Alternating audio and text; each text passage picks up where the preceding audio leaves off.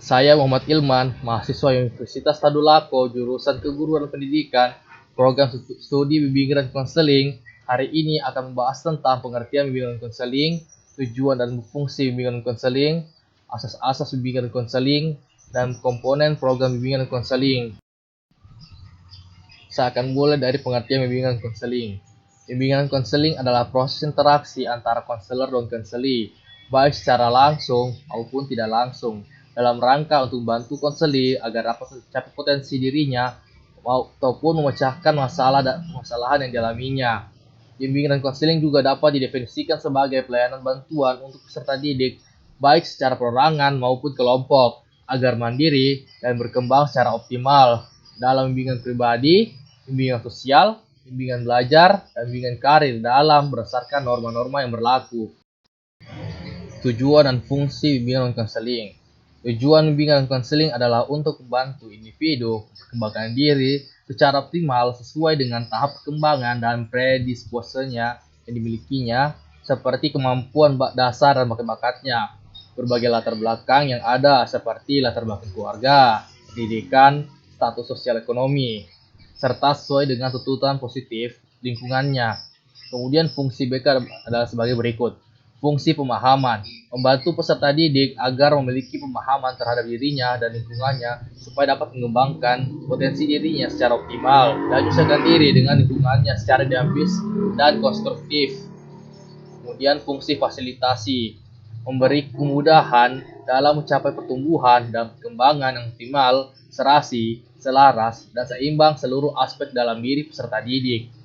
Fungsi penyesuaian, peserta didik dapat menyesuaikan diri dengan lingkungan secara dinamis dan konstruktif. Fungsi penyaluran, membantu peserta didik memiliki kegiatan ekstrakurikuler, jurusan atau program studi, dan menetapkan pemesanan karir yang sesuai dengan kemampuan minat dan bakat. Fungsi adaptasi, membantu pelaksana pendidik untuk menyesuaikan program pendidikan dengan latar belakang pendidikan, kemampuan, minat, dan bakat peserta didik. Fungsi pencegahan atau preventif, mengantisipasi berbagai masalah yang mungkin terjadi dan berupaya untuk mencegahnya supaya tidak dialami oleh peserta didik. Teknik yang digunakan adalah pelayanan orientasi, pelayanan informasi, dan bimbingan kelompok. Fungsi perbaikan, memperbaiki keliruan peserta didik dalam berpikir, berperasaan, dan bertindak dengan melakukan intervensi pemberitahuan supaya memiliki pola pikir yang sehat, rasional, dan perasaan yang tepat pada tindakan yang produktif dan normatif. Fungsi penyembuhan atau kuratif, pemberian bantuan kepada peserta didik yang telah mengalami masalah pribadi, sosial, belajar, maupun karir. Teknik yang digunakan adalah konseling dan remedial teaching. Fungsi pemeliharaan, membantu peserta didik supaya dapat menjaga dan mempertahankan situasi kondusi yang telah tercipta dalam dirinya agar terhindar dari penyebab penurunan produktivitas diri. Buat program-program yang menarik, kreatif, dan fakultatif sesuai dengan pilihan, dengan kemampuan, minat, dan bakat peserta didik. Fungsi pengembangan, menciptakan lingkungan belajar yang kondusif dengan memfasilitasi perkembangan peserta didik. Maka program bimbingan harus sistematis dan berkesinambungan dalam upaya membantu peserta didik mencapai tugas-tugas perkembangannya. Teknik yang digunakan adalah pelayanan informatif, tutorial, diskusi kelompok, brainstorming, homeroom, dan karya tulis. Selanjutnya adalah asas-asas BK. Dalam pelayanan bimbingan dan konseling, perlu diketahui kaidah-kaidah atau lebih dikenal dengan asas-asas yang harus diterapkan dalam penyelenggaraan pelayanan tersebut. Adapun kaidah-kaidah atau asas yang harus diketahui dan perhatikan dalam pelayanan tersebut antara lain: asas kerahasiaan. Asas kerahasiaan yaitu menuntun dirahasiakannya segenap data dan keterangan peserta didik yang menjadi sasaran layanan, yaitu data atau keterangan yang tidak layak dan tidak boleh diketahui oleh orang lain. Asas kesukarelaan. Asas kesukarelaan yaitu asas bimbingan konseling yang menghendaki adanya kesukaan dan kerelaan peserta didik mengikuti atau menjalankan layanan atau kegiatan yang diperuntukkan baginya. Asas keterbukaan.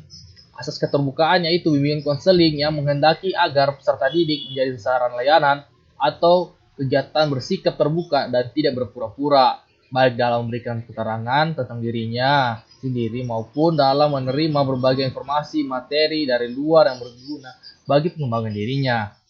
Asas kekinian.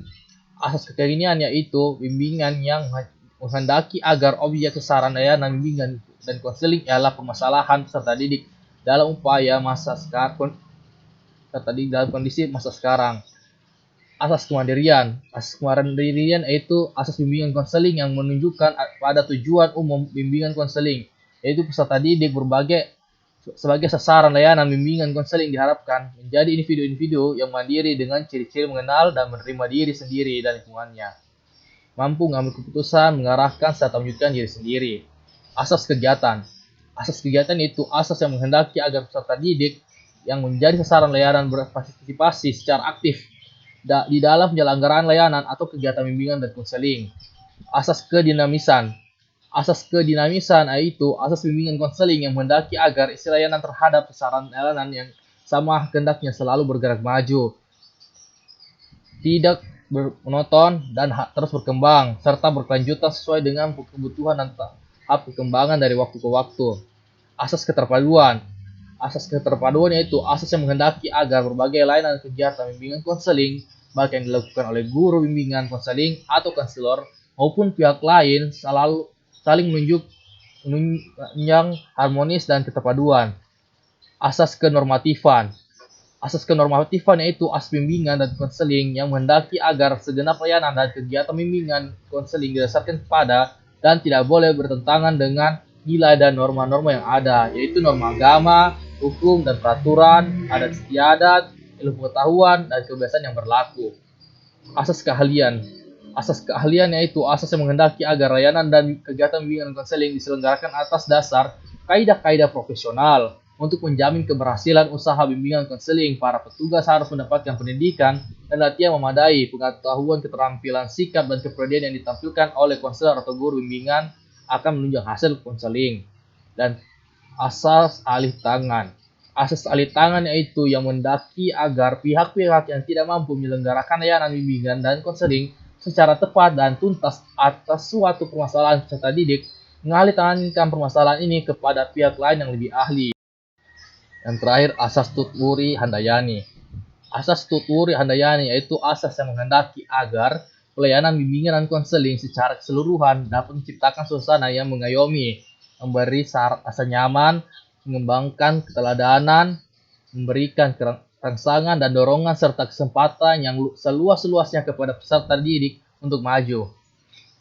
Yang terakhir ada komponen program BK. Dalam penataan pendidikan profesional konselor dan layanan BK dalam konseling jalur pendidikan formal, dijelaskan program BK mengandung 4 komponen pelayanan, yaitu pelayanan dasar bimbingan, pelayanan perencanaan individual, pelayanan responsif, dan dukungan sistem.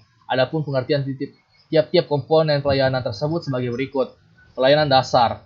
Pengertiannya ialah pelayanan dasar diartikan sebagai proses pemberian bantuan kepada seluruh konseli melalui kegiatan penyiapan pengalaman terstruktur secara klasikal atau kelompok yang disajikan secara sistematis dalam rangka mengembangkan perilaku jangka panjang sesuai dengan tahap dan tugas-tugas perkembangan yang dituangkan sebagai standar kompetensi kemandirian yang diperlukan dalam pengembangan kemampuan memilih dan mengambil keputusan dalam menjalani kehidupannya.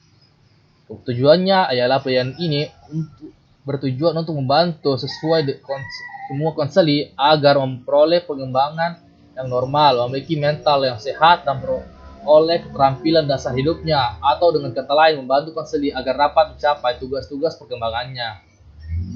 Pelayanan responsif. Pengertiannya pelayanan responsif merupakan pemberi bantuan kepada konseli yang menghadapi kebutuhan dan masalah yang memerlukan pertolongan dengan segera, sebab jika tidak segera dibantu dapat menimbulkan gangguan dalam proses pencapaian tugas-tugas perkembangan, konseling individual, konseling krisis, konsultasi dengan orang tua, guru, dan ahli tangan kepada ahli lain dalam program bantuan yang dapat dilakukan dalam pelayanan responsif.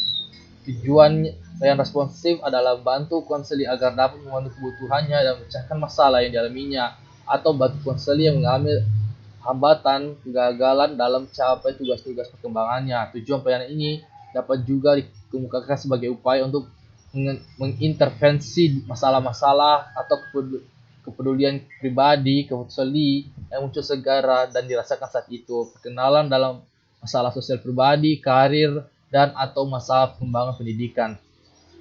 Perencanaan individual, pengertiannya. Perencanaan individual diartikan sebagai bantuan kepada konseli agar mampu merumuskan dan melakukan aktivitas yang berkaitan dengan perencanaan masa depan berdasarkan pemahaman akan kelebihan dan kekurangan dirinya serta pemahaman akan peluang dan kesempatan yang tersedia di lingkungannya.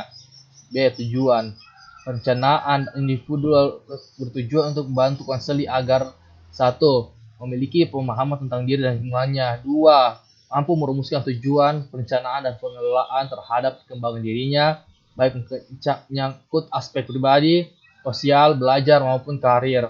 Yang ketiga, dapat melakukan kegiatan berdasarkan tujuan dan rencana telah dirumuskannya.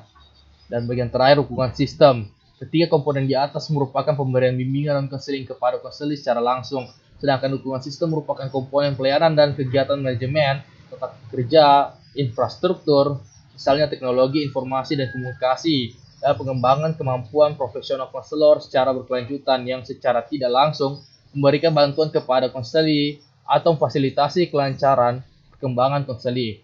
Program ini memberikan dukungan kepada konselor dalam memperlancar penyelenggaraan pelayanan di atas, sedangkan bagi personil pendidikan lainnya adalah untuk memperlancar penyelenggaraan program pendidikan sekolah dukungan. Sistem meliputi aspek-aspek A. Pengembangan jejaring atau networking, B. Kegiatan manajemen, dan C. Riset dan pengembangan.